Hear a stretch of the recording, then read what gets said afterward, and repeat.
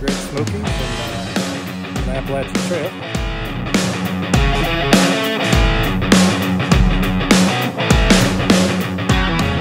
All contacts so far. Let's get a link, so I may not be able to. Let's see what happens.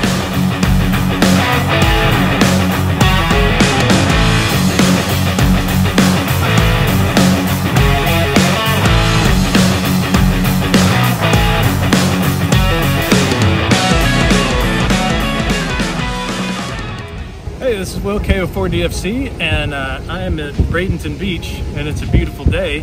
Hopefully you can hear me over wind noise and stuff. It's kind of windy out here today at the beach, but I'm gonna try to run Packet WinLink off of a handy talk in my Linux laptop. So let's see what happens here. I'm gonna turn the camera around so that you can see. All right, so it's probably a little bit difficult to see what's going on here. I did connect just to update the channels. I noticed I had to connect to my phone hotspot in order to be able to pull the channel list down. But what I'm going to do is try to connect. We're going to try and start this session, and we're going to see if I can hit it. Ah, unable to open COM 6. All right, so that failed. I was attempting to run the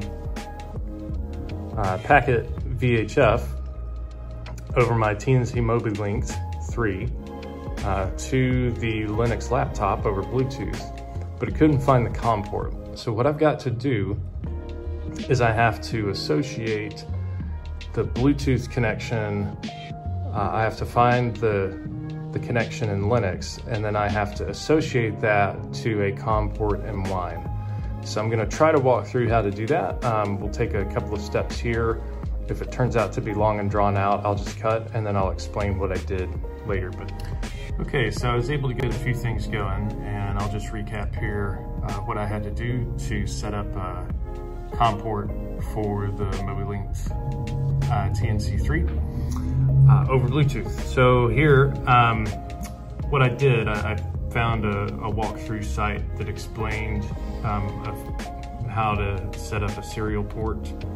If I go to Firefox, this was on JustenIndustries.nl, and it's Martin's blog post on setting up a Bluetooth device for use with serial communication in Linux. So what I did was I followed that, and I'll link to that site in the notes, but here I ran SDB, sorry, let me try speaking again here. SDP tool browse $Mac, and what that did is it brought up my Bluetooth devices. Here is the MobiLink TNC3, and there is the MAC address for that. So I took that, and then through that guide, you have to use RFCOM, which is now a deprecated library. I was kind of disappointed in this, but unless you are proficient in a programming language like Go or something, or you want to write scripts, and I did not want to write scripts because I'm on vacation and I just want to do some Packet VHF.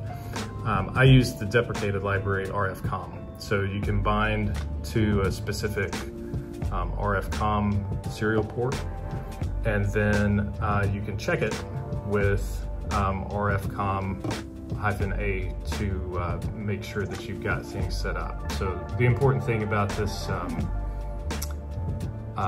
specifically with running, what was it, SDP tool, or SDP tool browse $Mac, that gives you the channel that it's on, and you have to use that when you bind to RFCOM.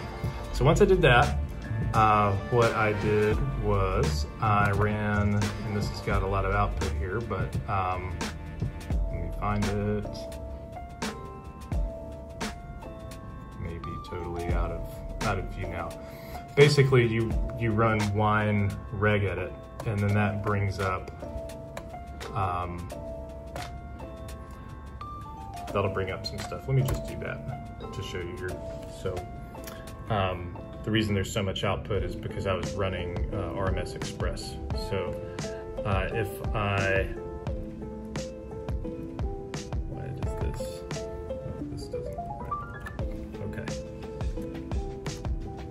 wine regedit like that.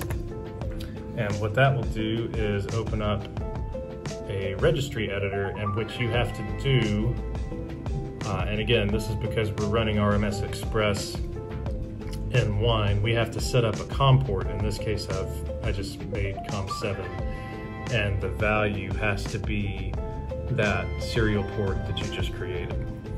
So I've added both those, and now when I run, I'll close this down because I don't need wine regedit anymore. When I run RMS Express,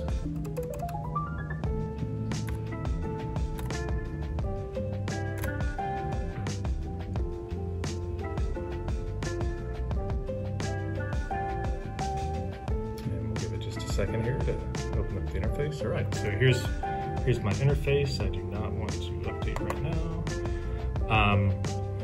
And I've selected Packet WinLink, and I'll just start a session.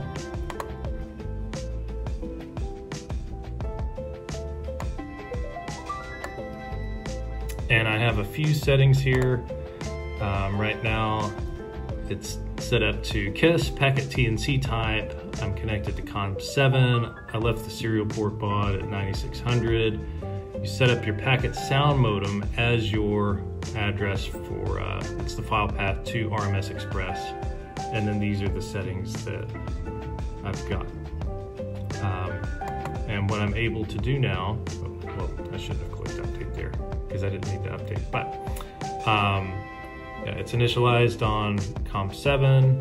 If I go to channel selection now, I can see that W8XG10 is on 144910, and over here on my Anytone, we're on 144910.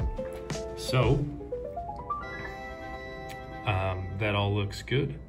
And what we'll try to do now is start, and you'll notice that it starts to try to connect, and the Anytone is transmitting here.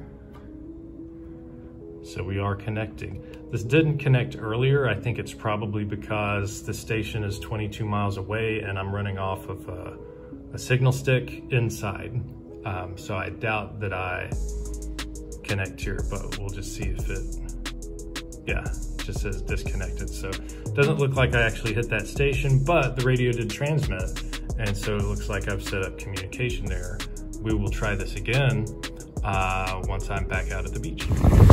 All right, we are back at the beach, and it is time to try another round at VHF Packet WinLink.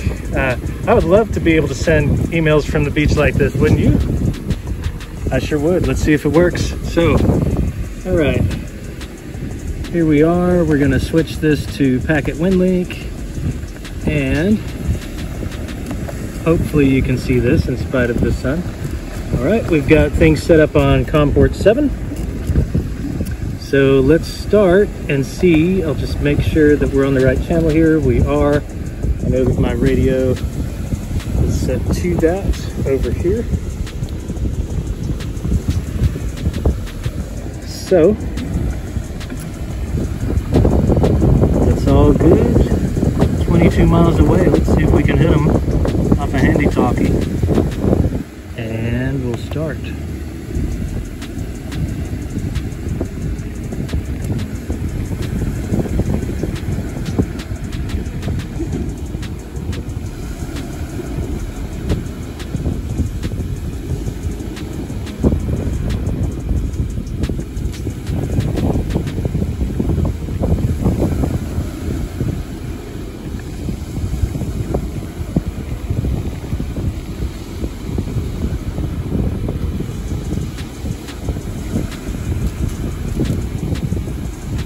All right, so that one isn't working. Let's try one more. We'll try the next closest station.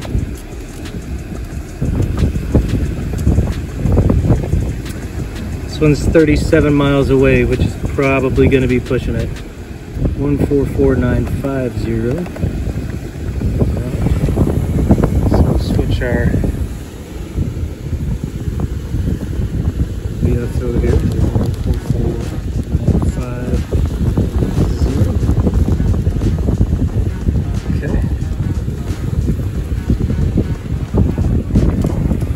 I'm going to double check that channel setting one more time. 144950, yep. All right, now let's try it here.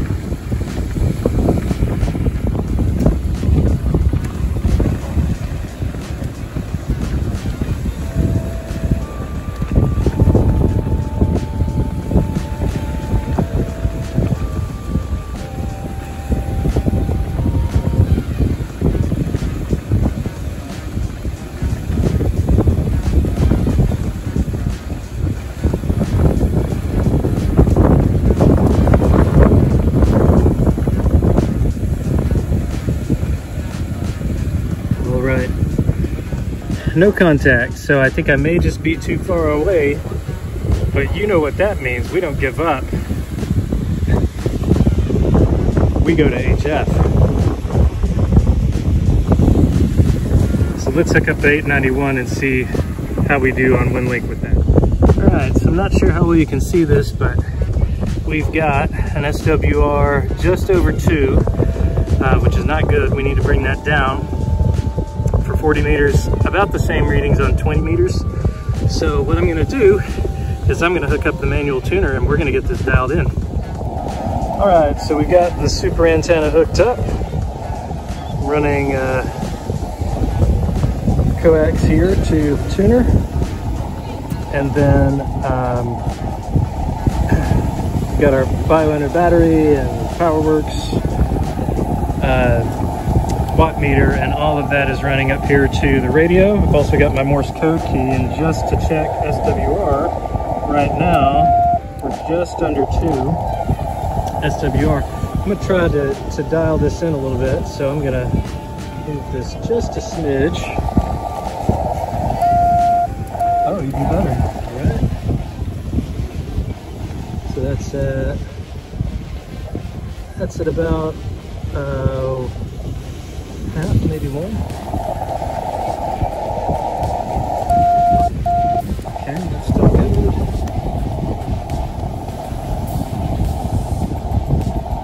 Move it up more. Oh, excellent. We're really getting down there now.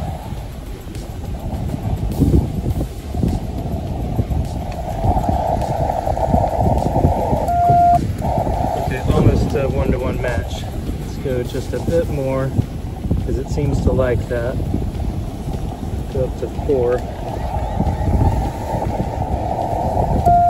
Oh, okay, it didn't like that. All right, we'll go back down. I think it was the best at around maybe 3.5. Yep, right there. Okay, awesome.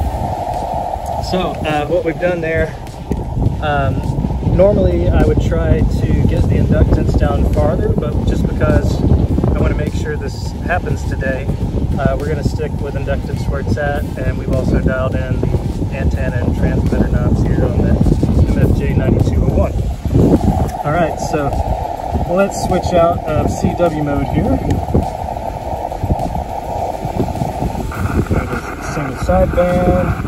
We're going to make sure that our power is where it needs to be. Yep, single sideband power is at 30, so that's good. All right. So now I'll boot up RMS Express. All right, so I've got VARA WinLink set up again. What we're going to do is open a session here.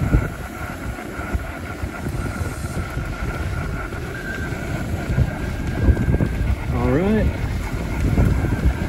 Looks like the radio is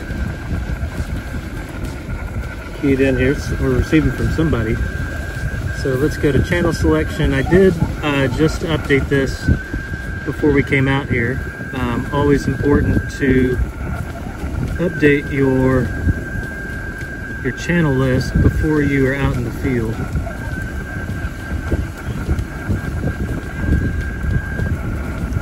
We're gonna see who gives us the best path here. Okay, looks like maybe all of these are pretty close, which sometimes can be hard to hit. This one down here is 7.103. That looks pretty good. We are omnidirectional with the SuperAntenna though, so I'm going to try M4HCA here. All right, even though I'm hearing some radio traffic, I'm seeing that the channel is free on and off here, so we'll hit it here as soon as we think the channel's free. All right, this is sounding much better now. This station is about, well, it's 654 kilometers away, but I'm hearing a lot more from the radio as this is transmitting. So this is with K4PAR, and SWR is still looking good. It's about 1.5, fluttering between 1.3, 1.5. Yeah, this is coming through a lot faster. So this is a good station. When you're running WinLink, I'll turn down the radio just so that you don't hear as much chatter. It took like 5 or 10 minutes for this to come through on the other station, and then it disconnected. This has come through in like 30 seconds, so much better connection.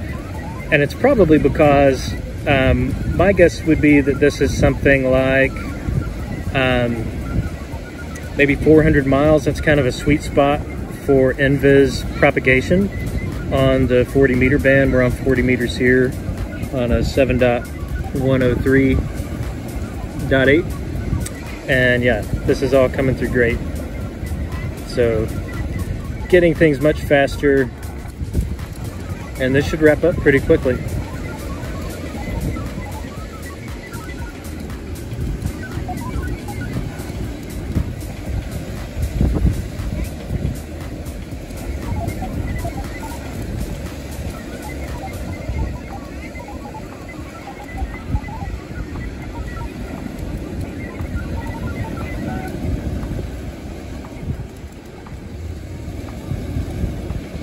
All right, and that looks like the end of our session.